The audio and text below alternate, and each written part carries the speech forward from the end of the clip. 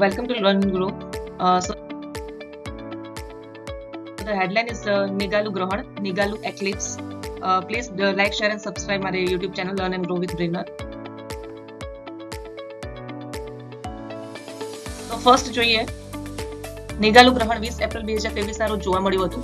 નિગાલુ ગ્રહણ એ એક દુર્લભ હાઇબ્રિડ સૂર્યગ્રહણ અથવા સંકર સૂર્યગ્રહણ છે, જે પૃથ્વીની સપાટીની વક્રતા અને વલયકારથી સંપૂર્ણ ગ્રહણમાં ફેરફારના કારણે થાય છે. તે અગાઉ વર્ષ 2013માં જોવા મળ્યું હતું અને હવે આગામી વર્ષ 2031માં દેખાશે.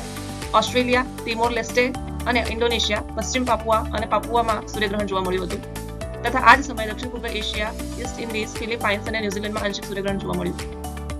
નિંગાલુ એ પશ્ચિમ ઓસ્ટ્રેલિયાનો એક ભાગ છે જ્યાંથી આ ગ્રહણ વધુ દેખાય છે, આથી તેનું નામ નિંગાલુ ગ્રહણ રાખવામાં આવ્યું.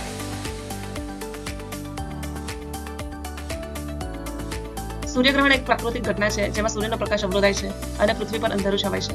જ્યારે સૂર્ય, ચંદ્ર અને પૃથ્વી એક જ રેખામાં આવે છે ત્યારે સામાન્ય રીતે સૂર્યગ્રહણ થાય છે.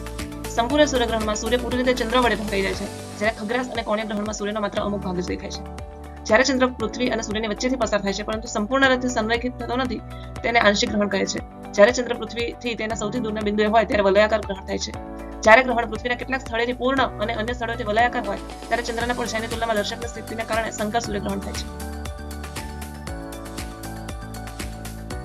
અહીંયા તમે જોઈ શકો છો કે સૂર્યગ્રહણના અલગ અલગ પ્રકાર છે, પાર્શિયલ, એન્યુલર અને ટોટલ.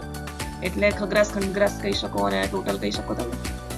સૂર્યગ્રહણ કઈ રીતે થાય છે? પૃથ્વી અને સૂર્યની વચ્ચે ચંદ્ર આવે ને ત્રણે એક જ સીધી લાઈનમાં આવે ત્યારે સૂર્યગ્રહણ થાય છે. અહીંયા અલગ અલગ ડાયાગ્રામ આપેલા છે, you can see over here.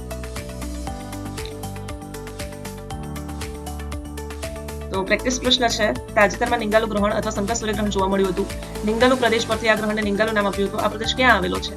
A Japan, B America, C Australia, D Russia. તો જવાબ છે કમેન્ટમાં કરો.